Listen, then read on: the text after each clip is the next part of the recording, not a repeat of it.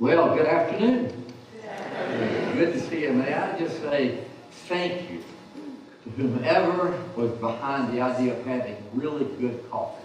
That's one of the ways I judge churches. It's hard to be religious if you don't have really good coffee and refreshment.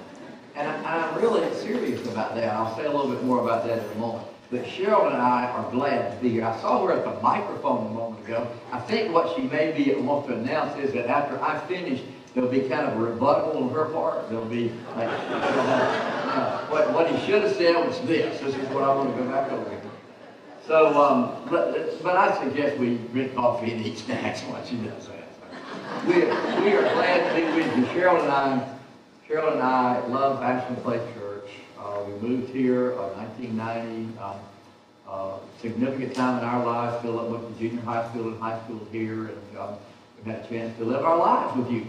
And because you welcomed us in, that was the way you did it, and that has shaped us.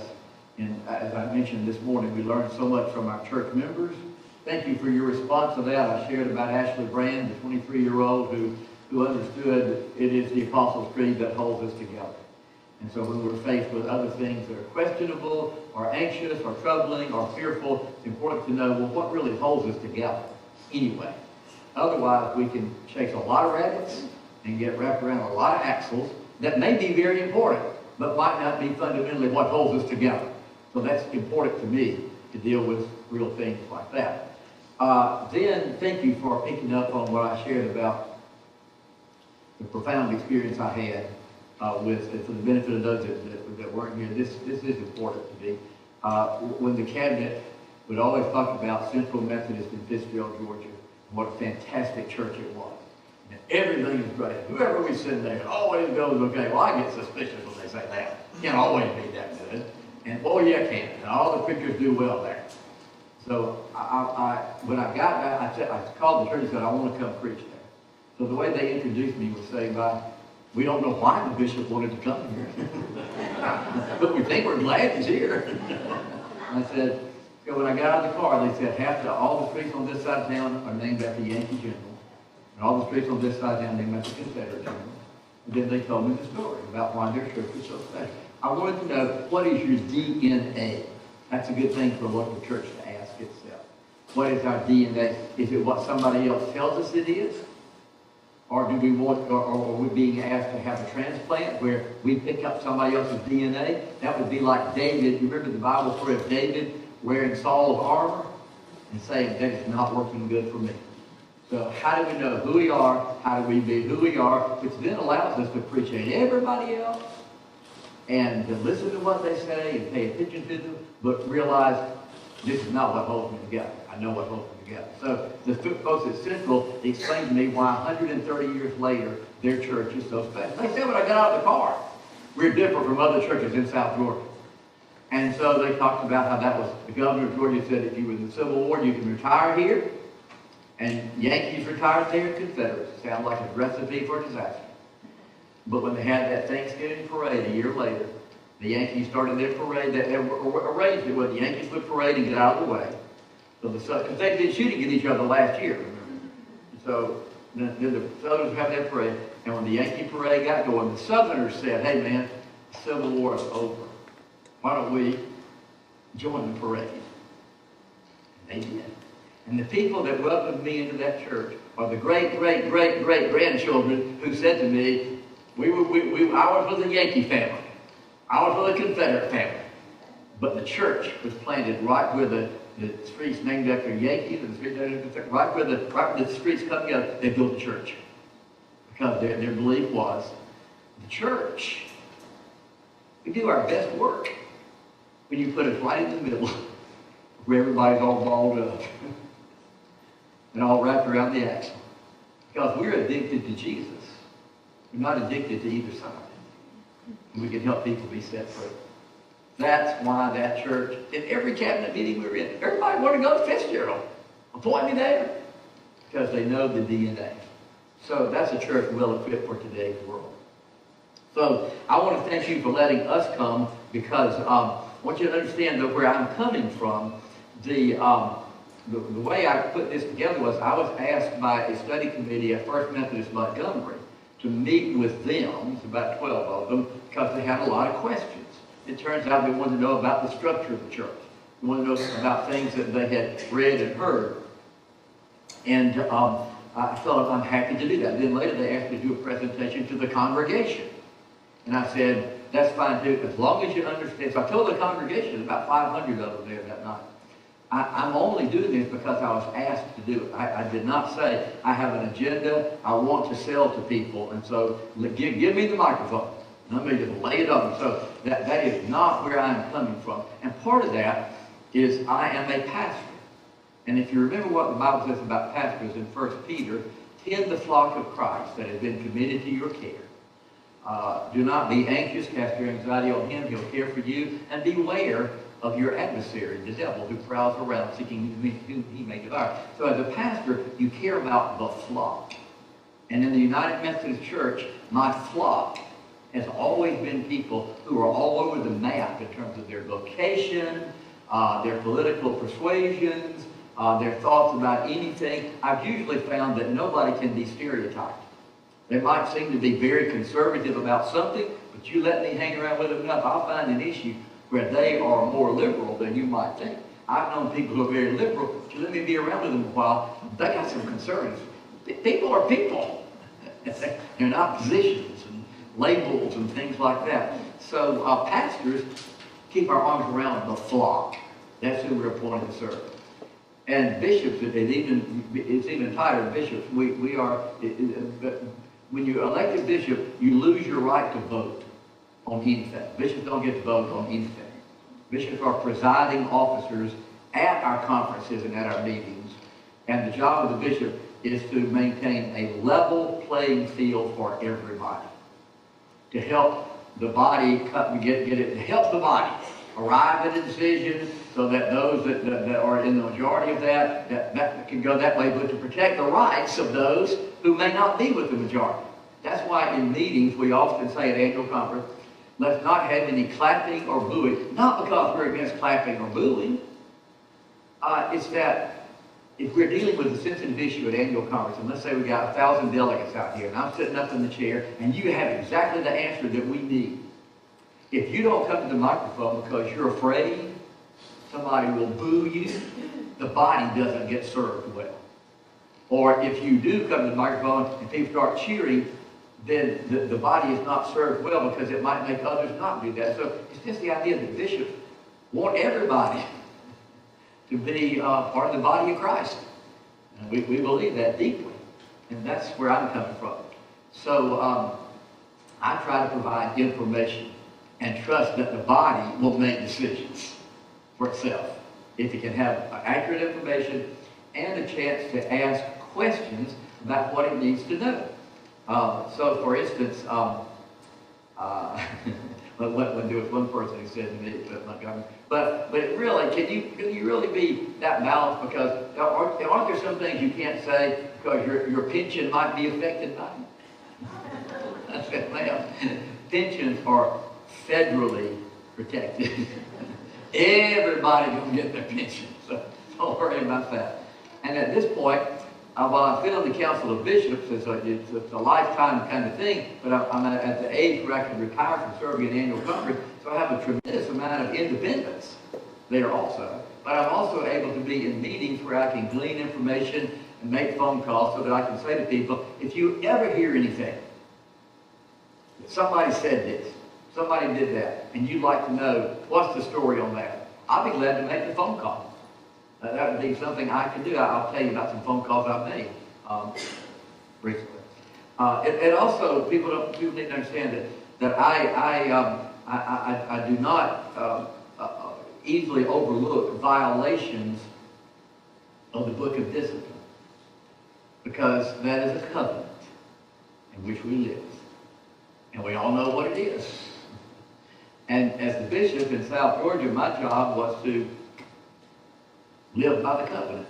I used to say to the folks there, this book is your best friend. It's what protects you from me. Because I have to play by these same rules too. And here they are. And so when someone, let's say in California, violates the book of discipline, That undercuts me and the work that I'm trying to do. But that does not mean, in my mind, I don't like it, upset about it, but all that does in my mind is prove the value of the book of discipline.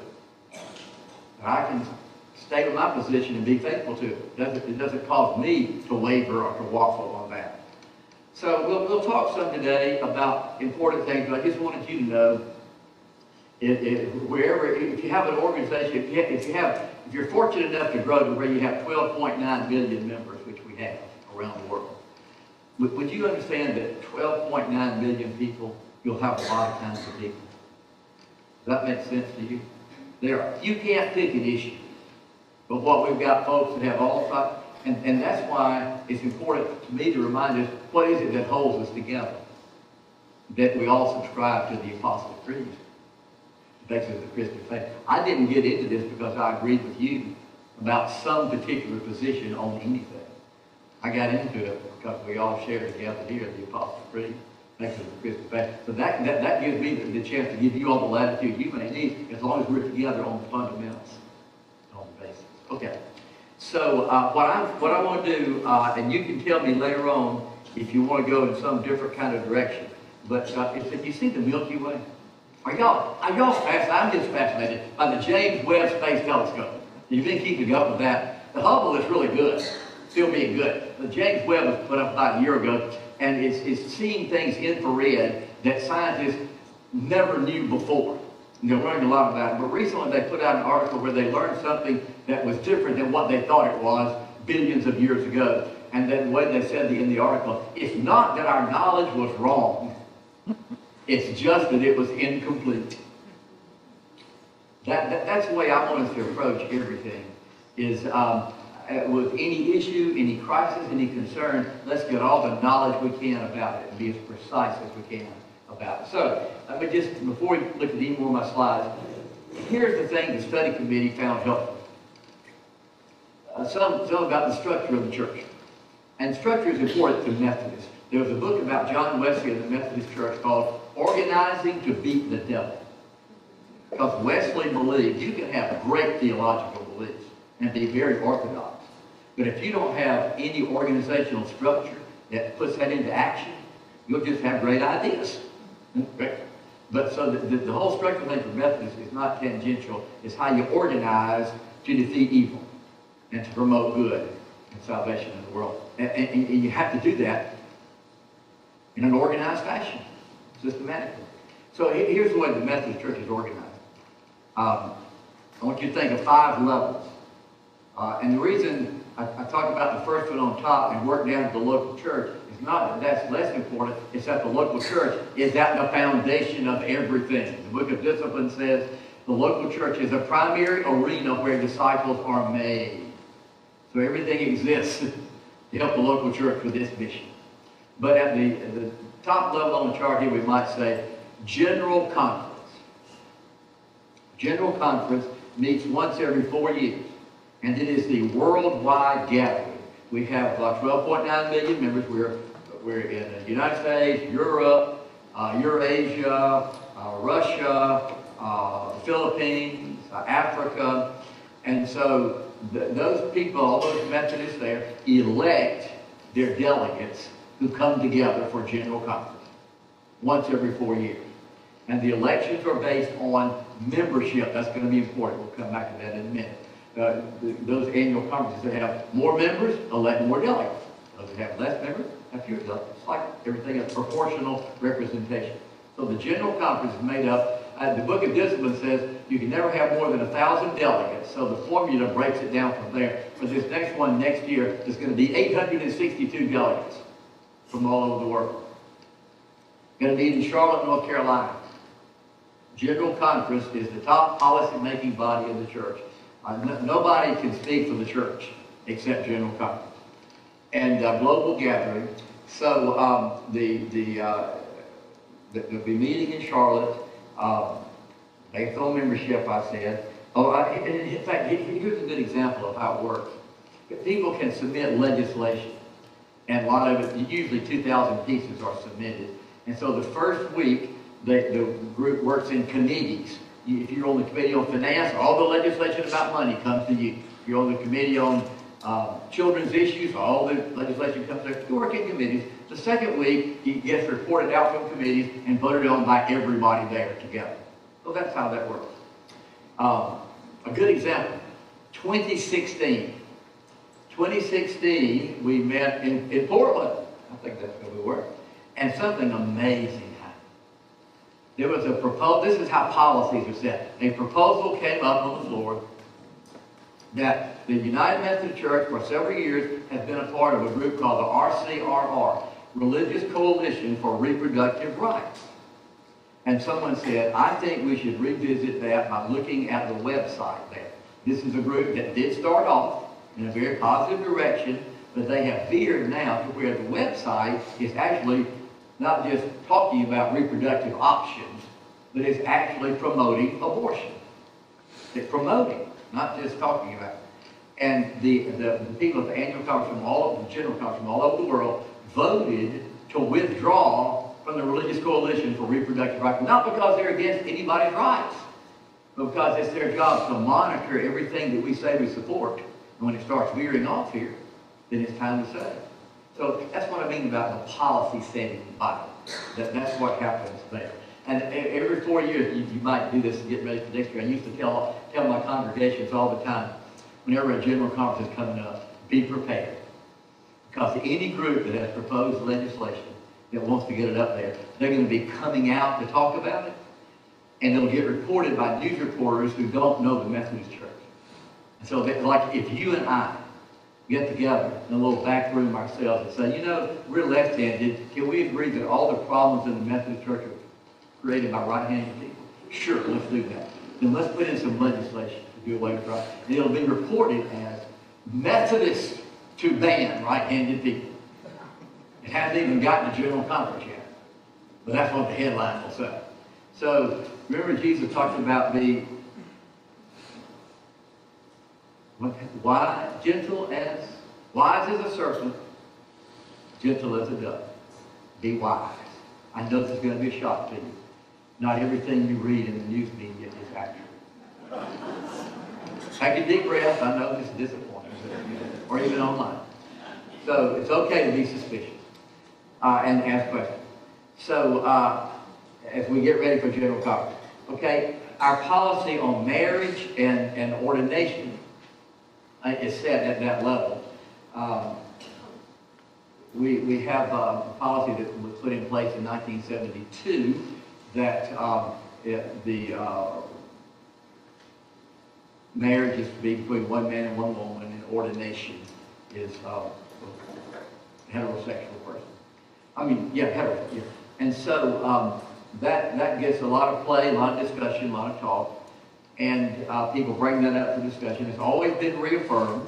And then in 2019, you may be aware that there was a special session in 2019 just to deal with sexuality. And the outcome of that was the most conservative book of discipline that we've ever had. Never has been this conservative before. Reaffirming those positions and actually strengthening them in some important ways. However, in 12.9 million people, especially in the United States, not so much overseas, but especially in the United States, you run into people who disagree with that and who will disagree in ways that make it difficult for people like me to keep doing our job in ways that we want to do. And so we have to deal with that. And we can deal with that. We ought to deal with that. So that's why that additional language was put in.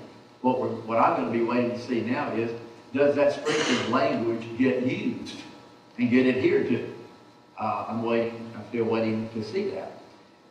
There's an ongoing debate, you know that, in this country about sexuality. And that doesn't surprise you at all. It is interesting that the traditional plan was supported. Oh, here's something interesting. Most people will agree the reason the traditional plan passed was not only U.S. votes, but the votes of those in Africa. Are you aware that the United Methodist Church is growing most rapidly in Africa? This is a great thing for me to talk about, because for 100 years we've been doing missionary work, sending missionaries, and now it's bearing incredible fruit. Let's see if that is the next slide, my Africa slide. Let's take a look at that. Okay, yeah. See, here's our membership, about 12.9. Notice something interesting.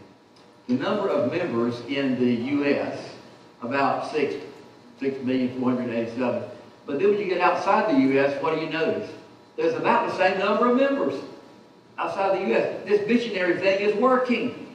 This is glorious. Now, the majority of those are going to be in Africa, like something like 6.2 million, maybe more. They already comprise nearly 40% of the 862 delegates who come to General Conference. You got that? As Africa grows, they're going to have proportionally more delegates. And are you aware, too, I'm sure you are, the U.S. and Europe have now fallen below what's called the replacement rate. We're not having as many children as we used to have. So we have more deaths in the U.S. and Europe than we have births. In Africa, here's what's happening there. Not only are we growing, not only are we're about to reach the tipping point. I've been watching this for a couple of decades, where there'll be more United Methodists in Africa than there are in the U.S. They tend to be conservative. They tend to be very orthodox. Okay, between 2020 and 2050, that 30-year period we're in right now, the world population is projected to grow by 1.9 billion. 1.2 billion of those are going to be in Africa. The other 700 million are going to be in Asia, because they're not going to be in the U.S. and Europe. The tremendous growth here. So we're already positioned to grow in Africa, and we're growing in Africa. I'm excited about that because I line up well with their theology. I wish I had time to tell you about, I know every one of the 13 bishops personally. They all believe the Bible, preach the Bible, they believe the Apostles' Creed. In Africa, where tribalism is a big deal, where last month 33 were killed in a village in Nigeria by Islamic fundamentalists, you don't have time to be anything but faithful. There's no wiggle room. You're either with us or you're not. And they're there. And they're growing. So I wish I could introduce you to Bishop Benjamin Boni, B-O-N-I. He's the bishop in what we used to call the Ivory Coast. It's now called Côte d'Ivoire. In West, in our country, an annual conference, we have like 150, 200,000 members of the annual conference. North Georgia, biggest one, 330,000 members. You know how many members Bishop Boni has in Côte d'Ivoire? 1.2 million. That's one annual conference in Africa. My friend Mandy Mayumbo is the bishop of Katanga, North Katanga, annual conference. 900,000 members. And so I think about when they're sitting in meetings with council of bishops and we're talking about, we got 300,000 members. You must be going, whee, that's really 300,000. That's like I got 900,000 here. So that these people are doing serious ministry here. The reason they love the cross and flame is here's how they do evangelism in Africa. And I think we ought to bring them over here and let them teach us about it. Here's how they do it. They go to villages all over Africa where there's no clean water. And they drill wells. And they put a cross and flame on it. And people say, why did you drill the well? And they point to the cross and flame and say, Jesus told us to do it. And the second thing they do, they've got a strategy. The second thing they do is they put in a medical clinic. It's fun to watch it be built. You see these containers that are big container ships? That's what you use. You make a 3-room out of what one's a welcoming room, one's examination room, and one is a treatment room in containers. And in local churches in South Georgia and other places, build them. So then they put them in. And there's a doctor in Atlanta that they stocked them from South Georgia with $5 million worth of equipment and medicines. And they've taken that village. And they put it in. And they put a cross and flame on it. And people say, why did you do that? They said, Jesus told us to do it. Well, the third thing they do is they go in and they build a school. And then they put a cross and flame on it. The fourth thing they do is they start a church. And by that time, all they have to do is open the door. So that's how you evangelize entire villages. You know, groups of people at one time. So I'm just saying, I've had to come to grips with the fact that while there are things I don't agree with, and would not do it this way and will continue to speak out about it when somebody does it wrong, I'm not prepared to overlook what I've been working for all these years. Jesus said, go into all the world and make disciples. And that's what's happening. I'm excited about that. Now, that doesn't blind me to the stuff, the junk that I have to put up with. I'll talk a little bit more about that later. I'm sure you'd love to hear more about that, but that is happening there. Some churches are beginning to invite those people over for a short-term tenure on their local church staff because we need what they have. That's just the whole idea. Why not bring them in here with us and let's do that? Okay. So that was the African delegate. Okay, now let's think about, here's what happened so that's how they do evangelism. That's why they're growing. So after 2016 General Conference, which got the most conservative book of discipline, then there was a special session in 2019, and the conservative book of discipline came out of that. And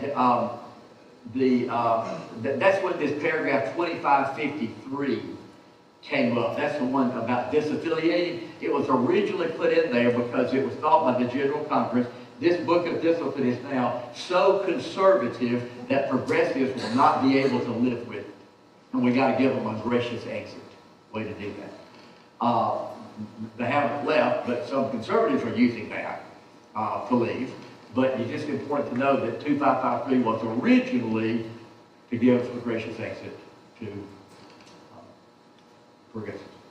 So, but then what happened is a group of people, 16 of them, got together after General Conference 2019 and came up with a group called legislation called the Protocol for Grace and Reconciliation Through Separation.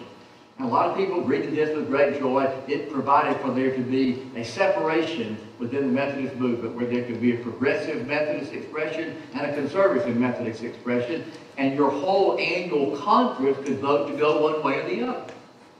Well, because my pastors in South Georgia used to say, don't make us vote within our local church. That's going to hurt everybody. So they liked the idea that we could have separate, that your whole conference could do that.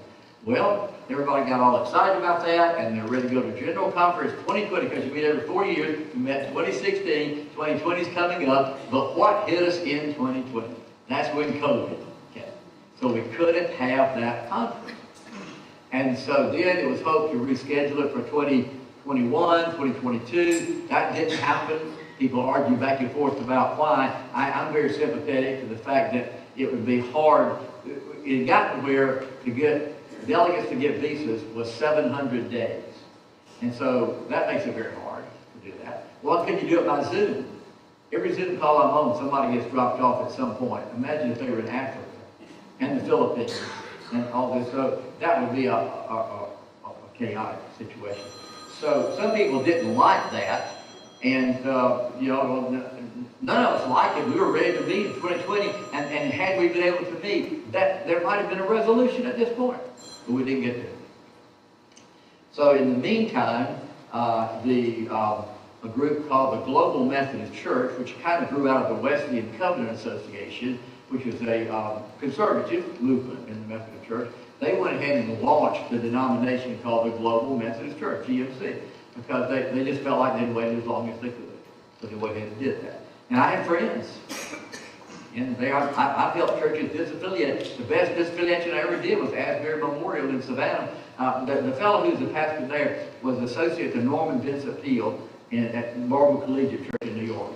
He was an actor. His wife was an actress. They could win the ministry. But they attracted so many LGBTQ people that 40% of their membership was gay.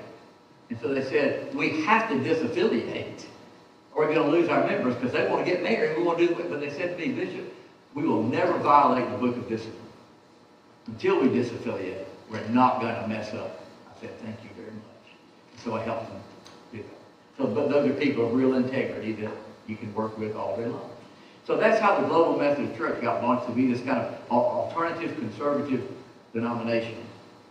And some churches have decided to use this paragraph 2553 to join that church and or to disaffiliate and move there. It's interesting.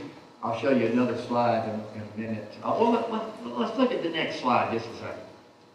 If we look at 30,500 local United Methodist churches, I can update that a little bit. We now, by the end of this year, there will have been, I've got it on there, 2,000 plus 1,000 more. There'll be about 3,000 that have disaffiliated. So that will leave how many? 27,500. So sometimes people have gotten information about, is a denomination going to be economically viable? Well, the United Methodist Church is going to be, but I understand people that leave to go somewhere else because I understand that. I'm not fighting anybody about that. I'm trying to provide information for people to have before them. But it is an important figure to know because you'll hear various things. More disaffiliations have occurred in the South than anywhere else. And so if one lives in the South, it could appear to one that everybody's doing this. But if you lived elsewhere in the country, you would not be hearing as much about it. But that doesn't minimize. I'm not intending to minimize the fact that when you have 500 and some odd churches like we do, and 250 of them disaffiliate, that is a significant thing. And I care about all these people. So I'm not trying to minimize that at all. But I hope you got the point that the growth in Africa is something I am watching because they are Orthodox traditional folks. And I hope you get the idea that we know about how many have disaffiliated and that 27.5 have not. Okay, so that's kind of where we are with that. The next general conference is going to be on 2024 in Charlotte, North Carolina. I've got a slide at the end that I'll go to about that. We can take a look at. Some of the things I want to talk about is fears that I run into in my own life and with other people too. Can our church be forced to do things we are not comfortable with? One of the big questions people have is, can we be forced to do something? Well, we need to take a look at that. How are clergy approved and appointed? How do we know going forward we'll get the kind of pastor that fits us best? How do we know we'll get the kind of bishop that fits us best? What role do we have in that? And then this paragraph 2553, see, it was passed in 2019 without any awareness there would be COVID. And so the time limit on it was put as December 31, 2023. That's coming up. That everybody that wants to disaffiliate should do so by then. Well, we thought you could. We didn't know about COVID. So that was not a timeline put in to punish anybody. But the question people have is, after that sunsets this December, next year, if I decide I want to disaffiliate, can I do it? And the answer is yes. And I'll show you how that breaks down. Okay. Then, so that's all general conference level. Next level, jurisdictional conference. If you think of the SEC, we're in the southeastern jurisdiction. We have 5 jurisdictions all over the country.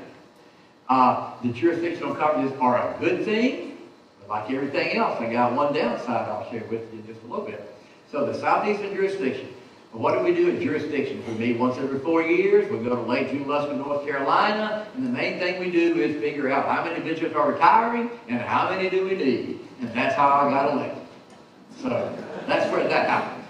In 2016, jurisdictional conference elect. So we used to elect bishops denomination-wide before 1939. In 1939, we've been separated since 1844 because Southerners wanted to have slaves. And so we had this division where the Methodist Church carried on, the Methodist Church South, after Bishop Andrew in South Georgia wanted to keep his wife slave, we split. But then we came back together in 1939. But the Southerners said, we will only agree to come back together if we cannot elect bishops denomination-wide. Because they were worried they might get a Yankee bishop.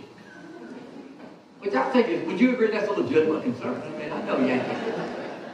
And so they're also concerned they might get an African-American bishop. So if we have jurisdictions, the California people stay over here. It's like tucking everybody away where you want them to be. But these people here. These people over here, Northerners, with the Southerners will do their own election. Well, I get that. I mean, I wouldn't have been elected without it, probably. So not a totally bad situation.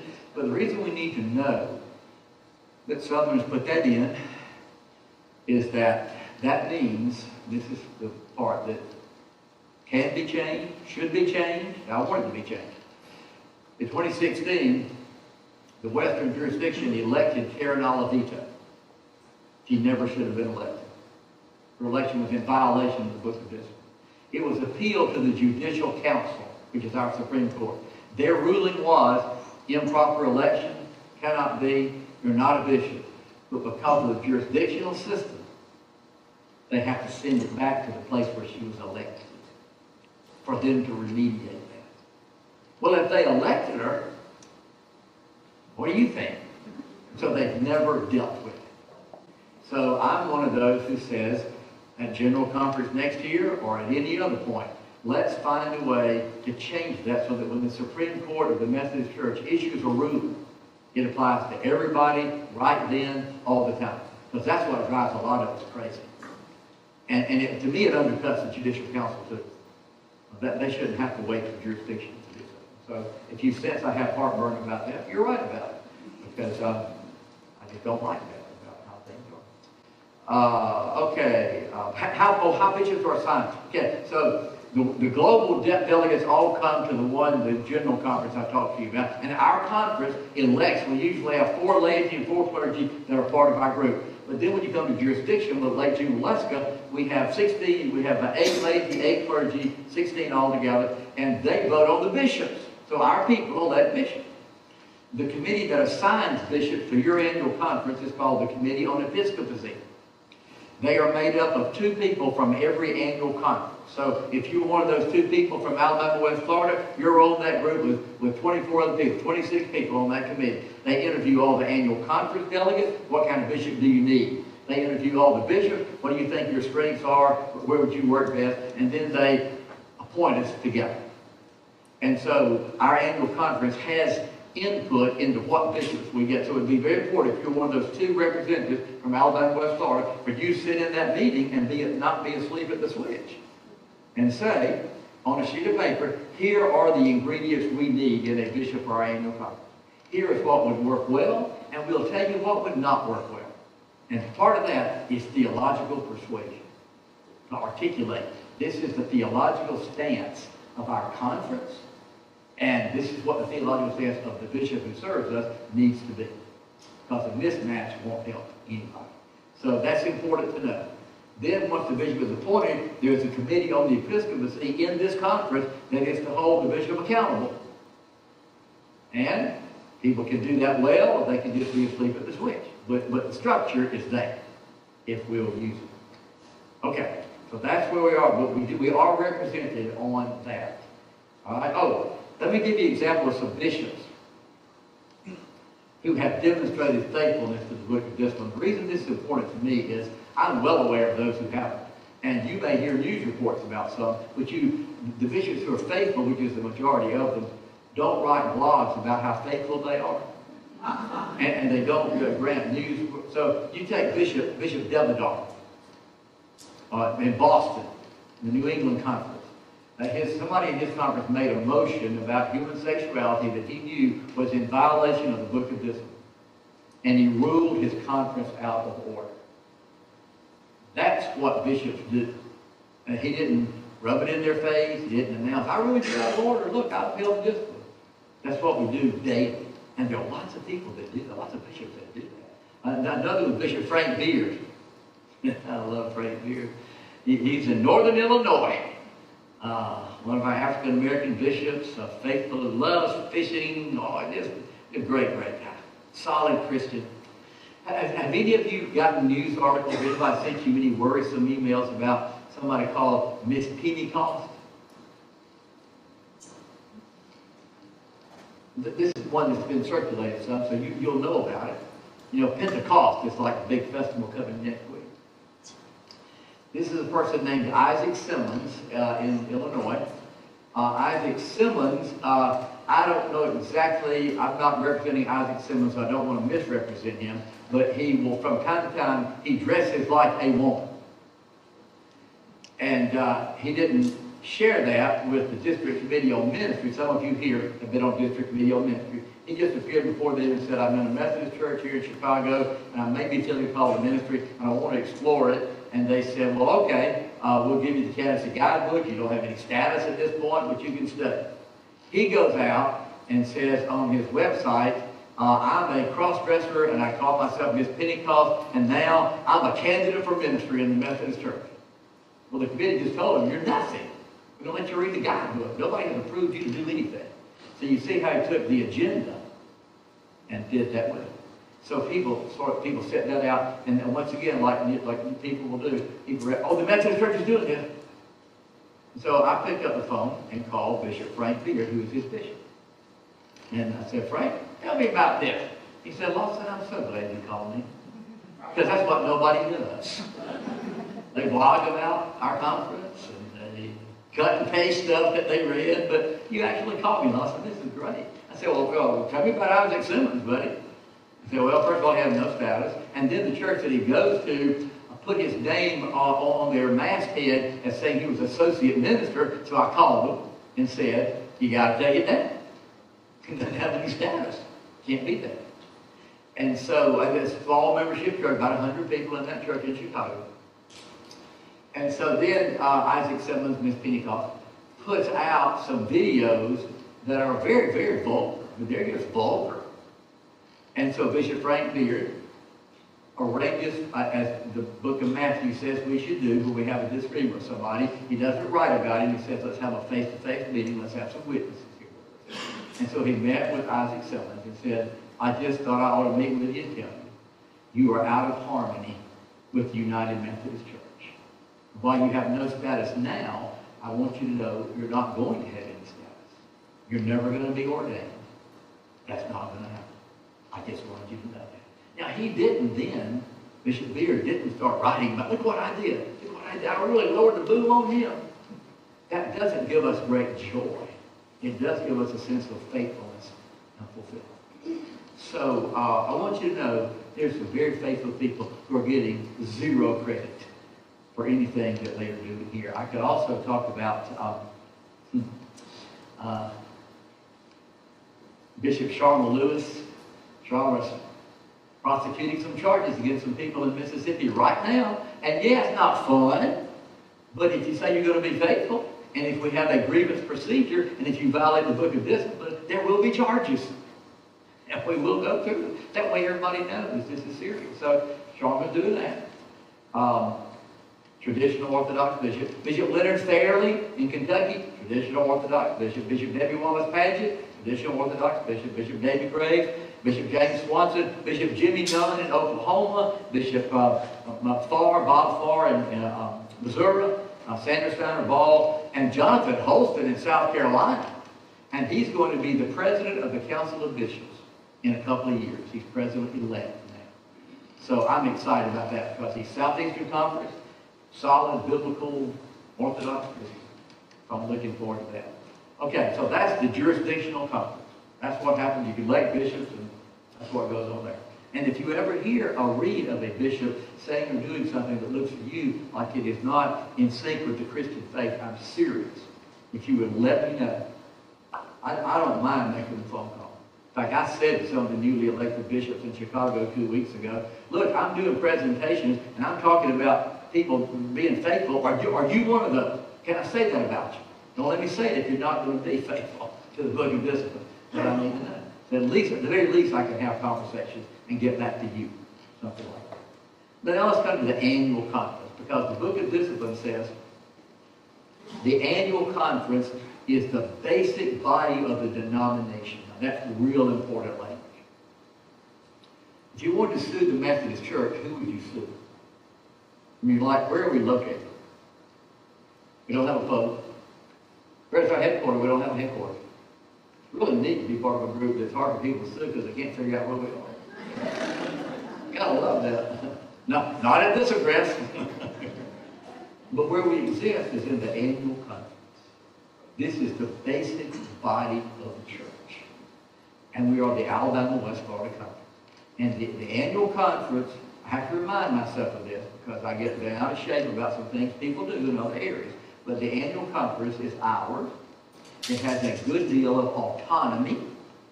And the local church has a good deal of autonomy if we will exercise that. Let me tell you a little bit about what I mean by that. The annual conference doesn't meet every 4 years. It meets every year. as the name annual conference would imply. Usually in Montgomery, but this year we're meeting on the campus at South Alabama. We'll be down here. Each local church sends representatives. Who are if you've got two clergy like Sterling and Kristen, you get two representatives. Who are the lay representatives of this church? Kathy? Who else? George Hart. We're sending George Hartley and unleashing him on the conference. This is delicious. Oh boy, this is great. I can hardly wait. So the people who vote at annual conference in the Mitchell Center and USA will all be local church members and pastors. And they set the policy in their annual conference. And one of the most important things that happens in the annual conference is we have a group called the Board of Ordained Ministry. I know Bob Coughlin has been on that. I know Caroline Hines has been on that, right? Caroline. Who else? Anybody? Somebody else here has been there. What other person? Lisa. Okay, so sometime I'm going to be hoping you'll have more sessions like this with coffee and food so that we develop this sense that we talk about everything at our church. Because we want to be up to date. We want to be comfortable knowing we can talk about things. And nobody's going to melt about it. That's the great strength of the church. But wouldn't it be fun to hear Caroline and Bob and Lisa talk about what it was like to be?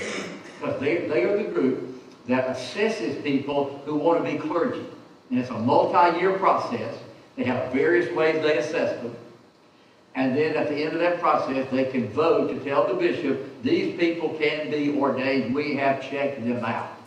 It's a long process, but it's an important process. So the only way someone who is planning to violate the book of discipline in terms of sexuality or anything else can ever be part of the Alabama West Florida Conference is not that somebody from California sends them to us. It doesn't work that way. We don't approve their people.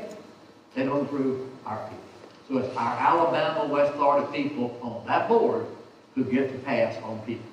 That's very, very important. An annual conference. You can't take away from the book of discipline, but you can add to it. For instance, the book of discipline says, while you're in seminary, you need to have one preaching course. Our annual conference has added, sometimes you got to have 2 or 3. You can't take away anything in here, but you can add to it. You could say, in our annual conference, it is our understanding that marriage, based on our understanding of the Scripture, is between one man and one woman. An annual conference can say that and can enforce that, because we're the only ones that vote. Something like that. Okay, that's the Board of Ordained Ministry. So, and then the Board of Ordained Ministry has to recommend that to the whole annual conference. And if the annual conference didn't like something they were doing, they could vote them down. Happened in Florida last year. Power of the laity and clergy. So, we'll hold everybody accountable here. Okay. How are clergy appointed? Well, they can't be appointed if they're not approved, so knowing that you have control over who gets approved is pretty important. But then, how are they appointed? This is, I guess, well known to folks, that paragraph 427 outlines the process. It's not spin the bottle, it's not up to grabs, it's not whatever the bishop's theological persuasion is. Of course that can be influential. Of course that can be out of bounds, of course. But at least it's in here what you're supposed to do, and that's how you hold people accountable. You got to know what you're supposed to do. And in here it says that when you get ready to make appointments, if there's going to be a change of pastor at this church, let's say, the church is supposed to develop a written profile of the location of this church, the style of ministry of this church, the type of congregation that we have, any particular needs that we have, and what is the theological stance of our congregation. Biblical, theological, what is that saying? You give that to the bishop. The bishop and the cabinet develop for every clergy in the conference another sheet of paper that says, for Susie Jones, for Joe Smith, here's their background, here's their training, here are their skills and gifts, here's some specialized skills that they may have, but here is their theological stance. We already have to deal with that. Because we have all kinds of clergy, all kinds of congregations. And not everybody fits well. So we got to know as much as we can. So you have input in that. Then your Who in here is on the Staff Parish Relations Committee? Raise your hand. All right, several people. Okay. They are the ones that the district superintendent meets with to say, this is the person, based on what you gave us. The bishop and the cabinet are supposed to give you a written document before they make an appointment that says, here's what you told us, here's what this person has that fits what you said, here's why it's a good appointment. It's not just, you have to take whoever we give you. It's that we have a conversation about that. Now, it's not the call system like, say, the Baptist church. But ultimately, the bishop has to make a decision, and that can work in our favor in a variety of kinds of ways that I don't have time to go into. But the congregation that knows itself can articulate that. And as bishops, we are not going to willingly appoint somebody who is a mismatch, because guess what? They'll be back in our lap next year. So it behooves us to get it right.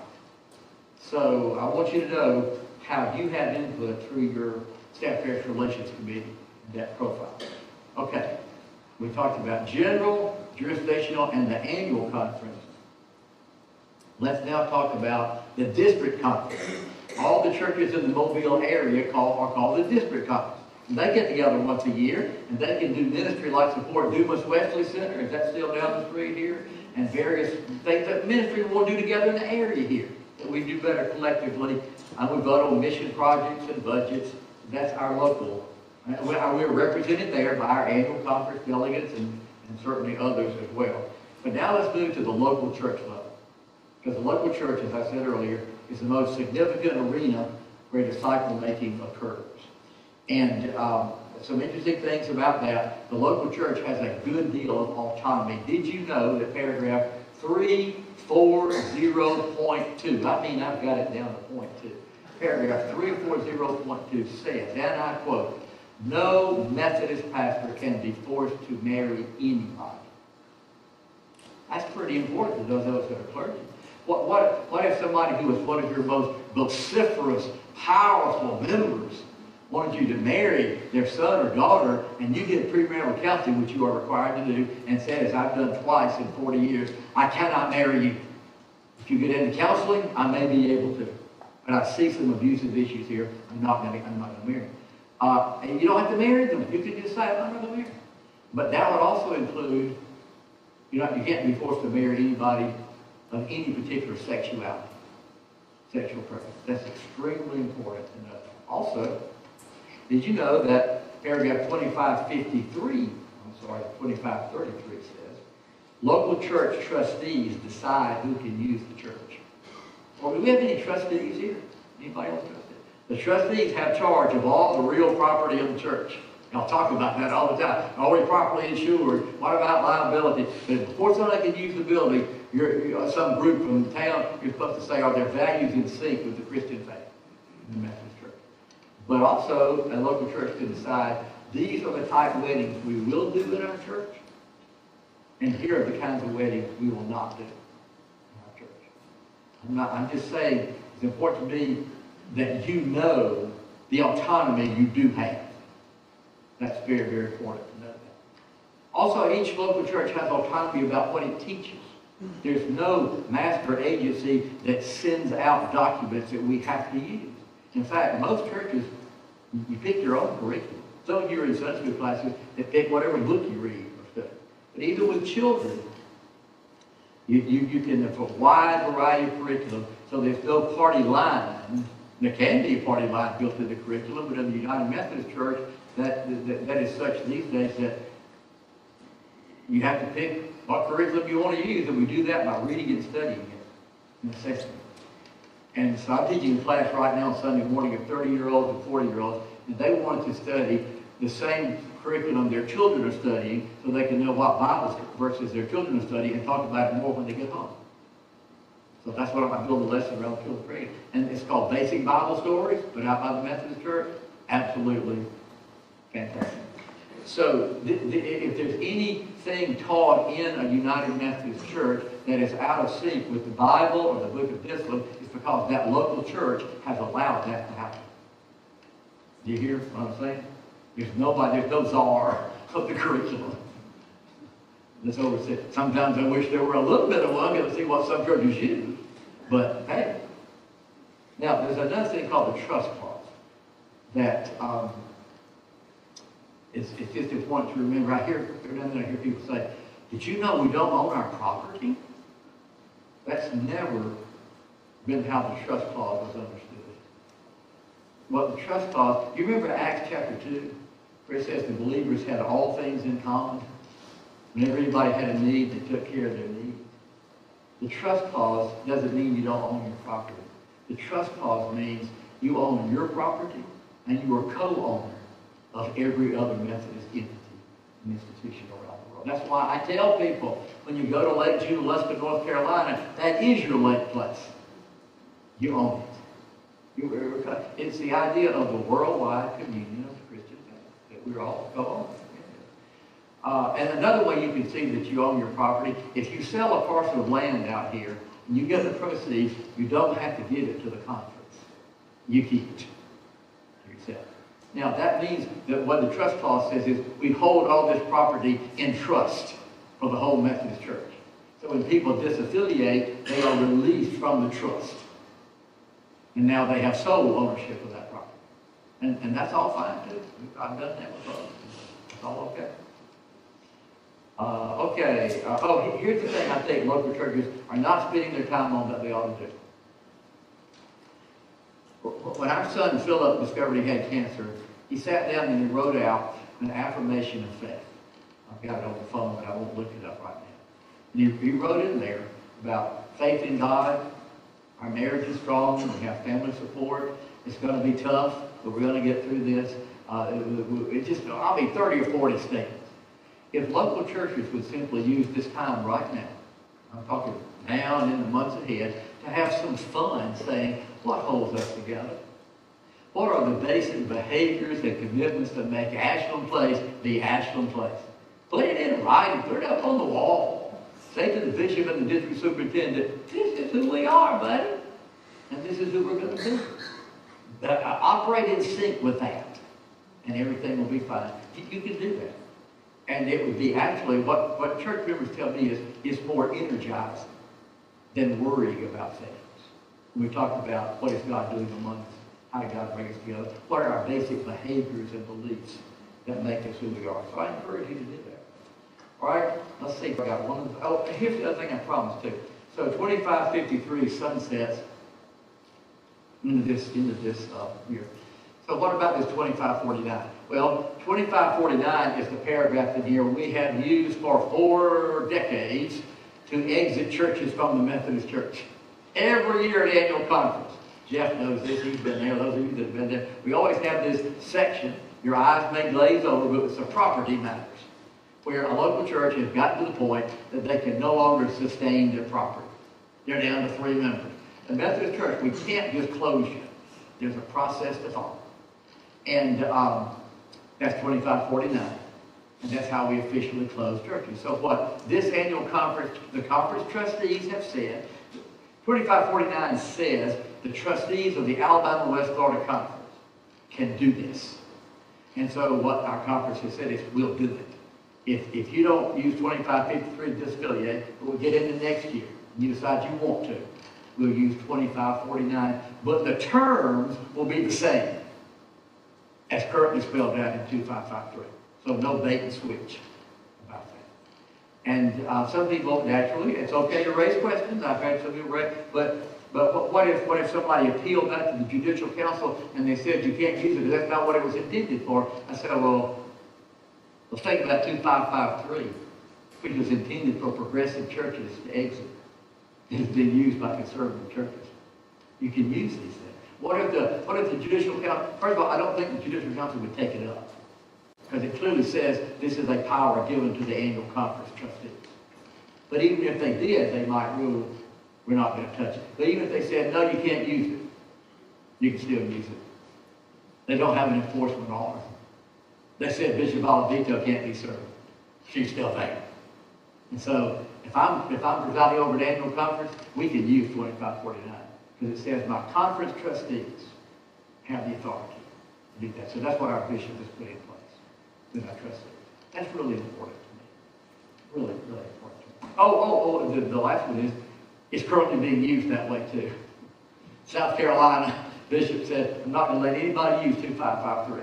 Unless you're a progressive church, using it for what it was intended. But if you're a conservative church and you want to disaffiliate, 2549. Well, they're using it now. Jonathan Holster is working. All right, let's take a look at a couple of slides here, and then I'll wrap up. Let's see what's next. I've forgotten what's next here. Okay, we have 568 local churches, about 250 disaffiliating. That's going to leave about 318 in our conference. That's why, if you're in this conference, you would get a feel. That's a lot of churches, and you'd be right about that. Okay, let's look at the next thing here. Here are some churches that are not disaffiliated. You may have heard of churches that are disaffiliated.